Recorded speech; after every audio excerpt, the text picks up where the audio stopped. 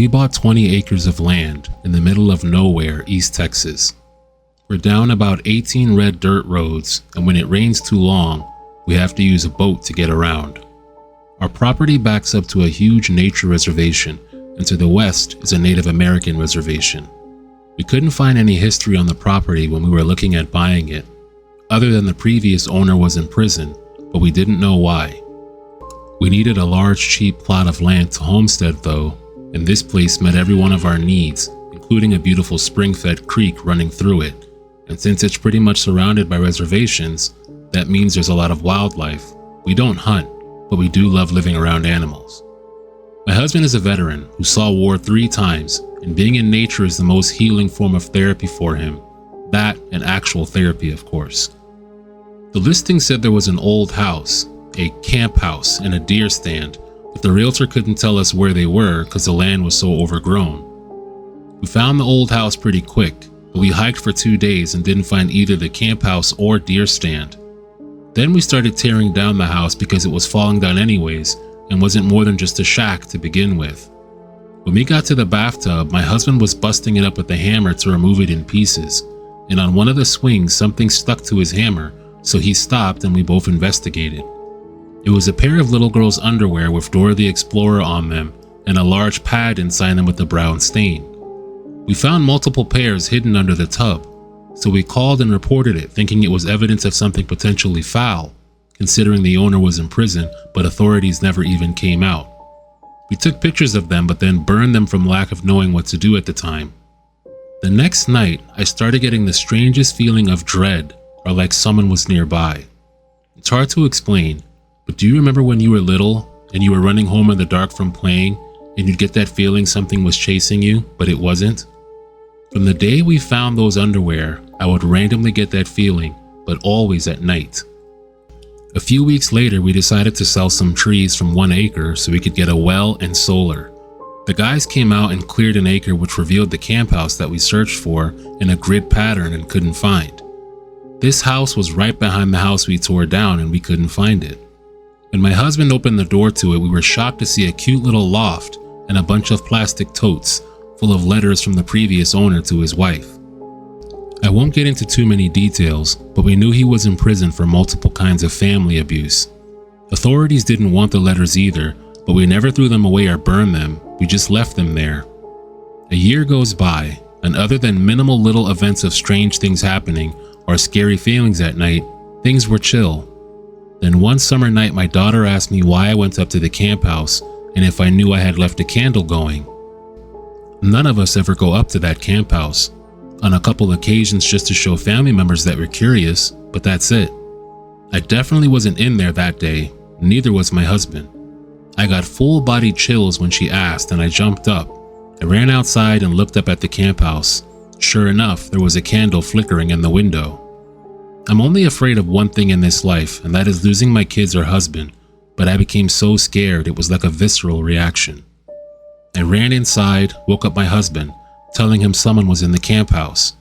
He grabbed a weapon, all of our big dogs, locked the door on his way out, and said to be ready to call the police if he yelled. About 30 minutes later, he comes back.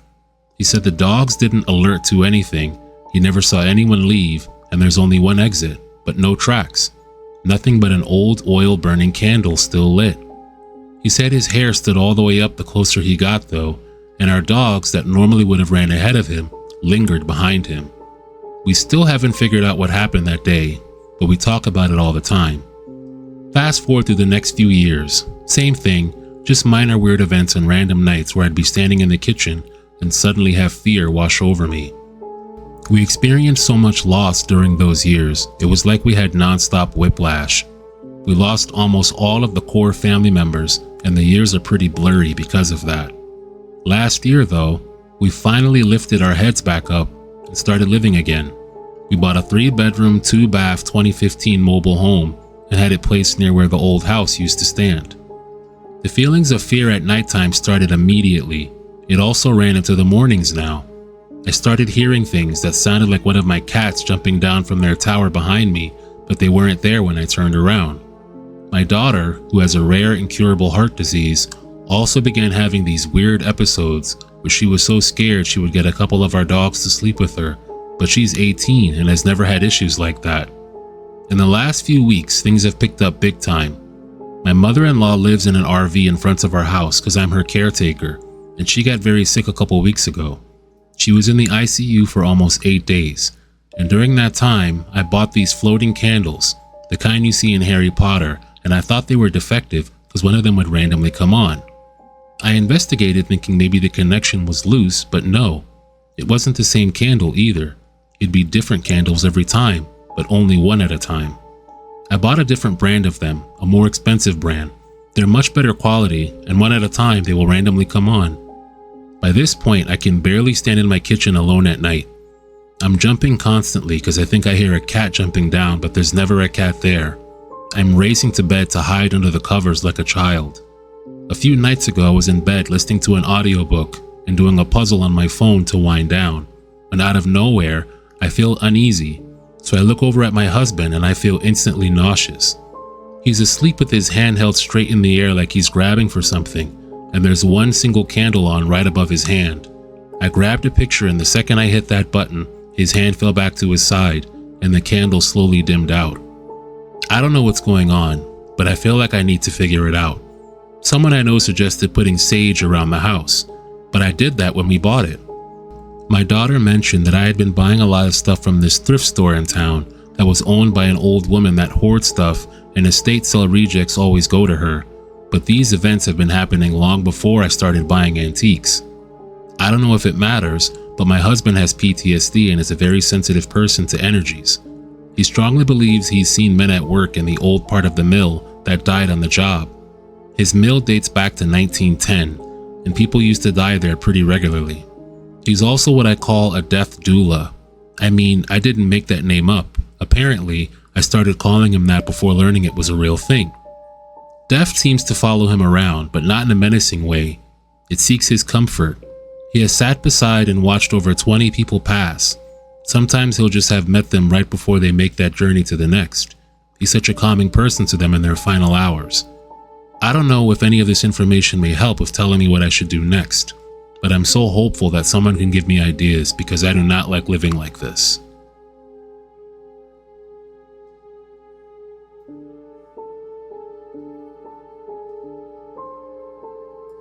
My childhood home is in a really nice suburb in South Florida, right between Miami and Fort Lauderdale. It's a fairly new house built in the mid-90s. Only previous owner was a professional baseball scout who moved out after taking a better job with another team in another state. I cannot explain these incidents with the deaf in the house. I'd experienced the typical things. Footstep-like sounds, doors creaking open or closed, things misplaced randomly, shadows passing by the crack under the door, and oddly enough, I would often hear my name being called while I was in the shower, yet either no one was home or no one in the house would have actually called my name. 3 instances stand out in particular though. The first was actually a nightly occurrence. I had bunk beds in my bedroom, so my brother and I slept there, while his bedroom was used as the playroom. Eventually we grew out of them and he wanted his own room, so my parents got rid of the bunk beds. While I waited to get a mattress from my dad's friend, we both slept on the futon in his room with our dog Taz. Every night at exactly 3:13 a.m., we would be woken by Taz, who never growled and only barked at the doorbell, but he'd be growling and snarling at the closet door. Every single night, 3:13 a.m. every time. What is even freakier is that since I've moved back into my room, my brother says it still happens every night, all these years later, with 2 different dogs in that span of time, also growling and barking at the closet door at 3:13 a.m. The second also involved my brother's room, but this time the bookshelf rather than the closet door. I had gotten home from school one day, and when walking past my brother's room to my own, I noticed his Mardi Gras mask on the floor. I picked it up and replaced it on his bookshelf, settled behind a couple books where it goes, in a spot where it can't simply fall down or be blown off by the fan or AC. I turn around to walk out of his room and I hear something fall behind me, the Mardi Gras mask. I thought, that's odd, and I put it back, this time with the heavy book weighing down the 2 ribbons on the back. Turn around, bam, back on the floor, yet no books or anything are out of place. I went right across the street to my neighbor's house. The final one genuinely scared the hell out of me, even thinking about it all these years later. I always tell people the only two things I'm afraid of are spiders and crackheads, but this experience had me shitting bricks. One of the dogs we had, Snickers, who would also wake and bark at the closet door, needed to be put in a kennel in my parents' room when we went out because he had such bad separation anxiety. He would tear down our blinds and just generally mess up the entire house. Sometimes he would spaz out in his cage. We would always leave the door open to my parents' room so he didn't feel locked away and completely secluded. Also, so the other dog could wander in and keep him company when he felt like it. My mom and I got back from grocery shopping, and I headed to their room to let him out. Strangely, he wasn't barking and jumping around and slamming himself to his cage like he usually does, but instead was as far back in his cage as he could get, whimpering. As soon as I get to within arm's reach of the door, it slams shut in my face, and the dog starts going crazy. My first thought was that someone had broken in and was in the room, so I bust in ready to throw hands, but there's nothing. I let Snickers out, and instead of sniffing around as he would if someone were there, he bolts out of the room into the kitchen. I went from brave-faced ready to rumble to sprinting scared shitless in a second and rushed out to tell my mom that our house is indeed haunted. Of course she doesn't believe me and swears it was a draft or the AC or maybe just my imagination. The door was fully open and slammed, not shut, but slammed in my face. To this day, I cannot find a reasonable explanation.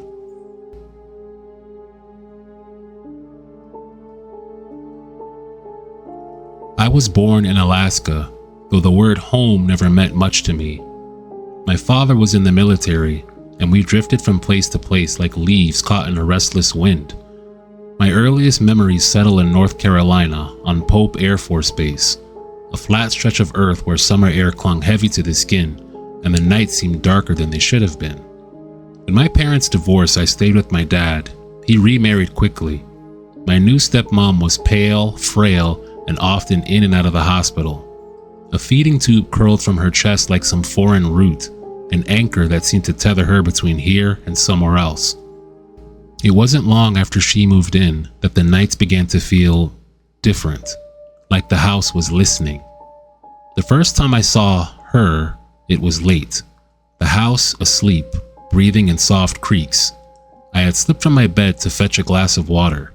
In the kitchen, the refrigerator hummed faintly, the only sound in the stillness. Then I climbed the stairs toward my bedroom, glass in hand. Halfway up, I froze. At the landing, just beyond the banister stepping out of my room, was a woman in flowing white. She glowed faintly, not like a lamp, but like the afterlight that lingers when the moon is hidden by clouds. She didn't look at me, didn't speak, just drifted into my sister's room. The glass in my hand trembled. I couldn't yell for help, worried it would come for me. I spent the rest of the night downstairs. The next morning, after telling my family they brushed it off as a nightmare, I really wanted to believe them. Weeks later, I saw her again. This time she passed right in front of my door, silent and serene. No fear this time, only an odd sense of serenity. She began appearing every so often after that, until we moved to Texas. For months in the new house, nothing happened. Then one night I woke up with the unshakable feeling that I was being watched. It wasn't the lady in white. It was a tall, black figure, darker than the dark around it, edges shifting like smoke, but somehow solid. It was the kind of shadow that somehow felt heavier than the darkness around it. Didn't move, didn't speak, just stood there, heavy enough to make the air thick. Eventually it slipped away. From then on, the nights alternated. Sometimes the lady in white, sometimes the shadow, sometimes nothing, but never both. When my stepmom's health declined, the visits from the shadow grew more frequent. It lingered in doorways. Sometimes it stayed in the corner of my room, still impatient. I didn't know then what it was capable of. She died when I was 8. After that, they were both gone. Years later, as an adult, I brought up these experiences with my sister. She went quiet, then admitted she'd seen them too, in Texas and in North Carolina. She'd been told to keep it to herself so I wouldn't be scared. And then she confirmed something for me that made my skin crawl. The shadow never came when the lady in white was around. When I finally confronted my dad, to my surprise, he didn't deny it. He said both figures had been around my stepmom long before they married, and he told me something that I never saw for myself. How the black mass would throw her against walls, press into the bed, even struck her with invisible force hard enough to leave marks. I've always believed the lady in white was a guardian, a quiet shield between my stepmom and the dark thing that haunted her. She was a calming presence in the storm, a flicker of light pushing back the shadows. But sometimes, late at night when everything was still, I couldn't shake the feeling that the shadow was patient, waiting, lurking just beyond the edge of that fragile protection. It was like a dark force with a claim on her that no guardian could fully sever. I wonder now if that black entity was more than just a presence in the house, if it somehow fed on her suffering, if it tightened its grip as her body grew weaker. Maybe in the end, it was not illness alone that took her from us. Maybe that shadow played a part, a silent, merciless predator waiting for its moment to strike. My sister still lives in that Texas house. She says it's been quiet ever since.